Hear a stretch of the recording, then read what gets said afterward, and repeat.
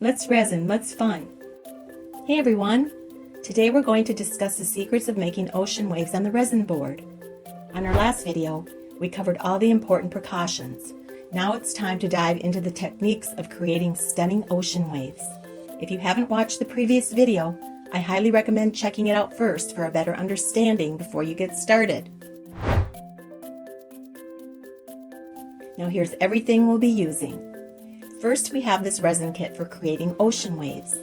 You can also use regular epoxy resin or tabletop resin. Next is the ocean white pigment, which serves as the color paste for the waves. This is a versatile material that can also be used for making 3D flower coasters and mixing colors. Its pointed nozzle helps control the pouring amount. We'll also use acrylic paint to create a gradient effect for the seawater. Here are the colors I'll be using. This is white wood glue. We use it to apply on the bottom of the board to protect the board and isolate the epoxy resin. After finishing making ocean waves, we can tear it off and the residual resin will be taken off together. Now let's talk about our Let's Resin heat gun. I've tested several heat guns before, but many had inconsistent wind speed and insufficient power, which often resulted in messy waves and failed patterns. Our Let's Resin heat gun, however, has a stable, high-speed airflow, which creates beautiful, well-defined wave patterns. We also have dry sand, which we'll use to create the beach effect.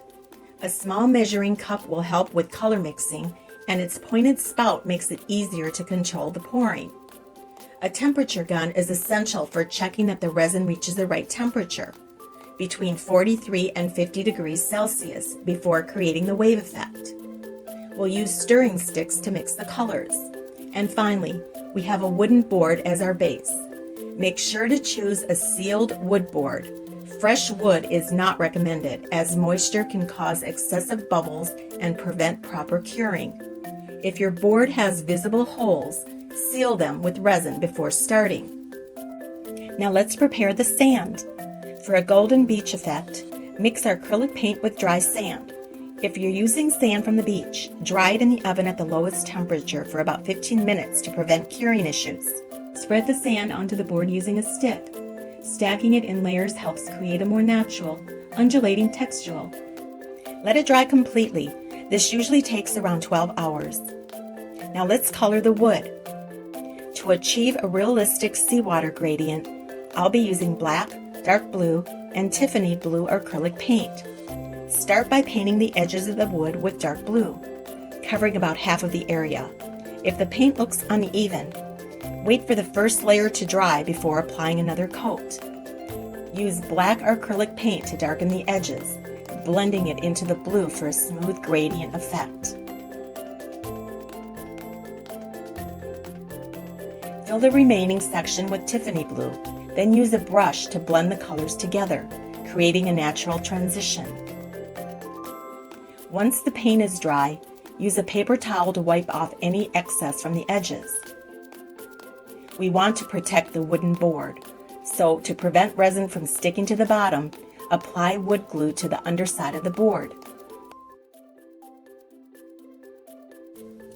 After 12 hours, it will form a protective layer, making cleanup much easier later. Now let's create the ocean waves. We can now begin creating the wave effect. Place the wooden board on the table and suspend it with a few cups. Use a level to check whether the board is balanced. This is important for ensuring the stability of the resin we pour into it. If the board is tilted, the resin may flow to one side, resulting in unclear lines. If the level indicates that the table is uneven, you can place some paper towels under the board to adjust the balance until the level shows it is even. Heat the resin until it reaches 43 to 50 degrees Celsius. If you're a beginner, I recommend starting at 43 degrees Celsius since you may take a little more time to work with it. More experienced users can pour at 50 degrees Celsius for optimal results. Mix the ocean white pigment with a small amount of resin, about 6 to 8 grams of pigment per 20 grams of resin. The mixture should be a distinct milky white, not transparent. If the color is too light, the wave patterns won't be as clear. Pour the heated resin onto the board. Please ensure the resin temperature of the resin is between 43 and 50 degrees Celsius before use. Use a silicone brush to flatten the surface of the resin, ensuring its thickness is between 1 to 2 centimeters. If the resin is too thick, it may cause the ocean pattern to sink. Use the heat gun to remove any bubbles on the surface before creating the waves. Pour the resin on the edge of the sand and hold the heat gun at a 45-degree angle and blow the air toward the base of the pigment. Try to complete this step in one smooth motion to achieve the best results. The wave patterns will become more defined as they settle. We will now attempt to blow out 2 ocean waves simultaneously. It is also recommended to direct the waves to the desired distance in one go. If you blow repeatedly, the wave patterns may become muddled and fade away. If you need to blow on the waves again, limit it to no more than 2 times. Using this method of blowing multiple waves simultaneously, it's recommended to pour 3 to 4 layers of ocean white pigment at once. Maintain a distance of about 3 to 4 centimeters between each layer. If the layers are too close together, the lines may blur during the blowing process, making the waves unclear. Now that the resin has fully cured, we can add decorations to enhance the beach effect. Use dry elements like seagrass, sand, and shells for a natural touch. Place turtle stickers or other small embellishments onto the resin. To seal everything in place, suspend the board on cups again and check that the surface is level. Dip shells, plants, or ship figures into resin before placing them down to ensure better adhesion.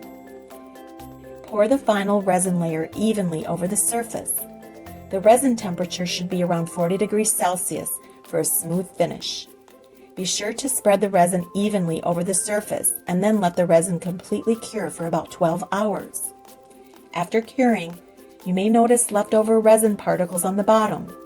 Thanks to the wood glue layer we applied earlier, you can simply peel it off for a smooth, clean surface. No extra sanding needed. If the resin is sticking too tightly, use pliers for a better grip. These are the residual resin particles I removed. The surface has returned to its original state. I highly recommend using this method. And that's it. Our ocean wave wooden board is complete. This beautiful piece can be a stunning home decoration or a thoughtful gift. Every time you look at it, it'll remind you of the calming sea breeze, bringing a sense of happiness and freedom. If you still have any questions, feel free to leave them in the comments. And thank you for watching. I hope this video was helpful. Bye!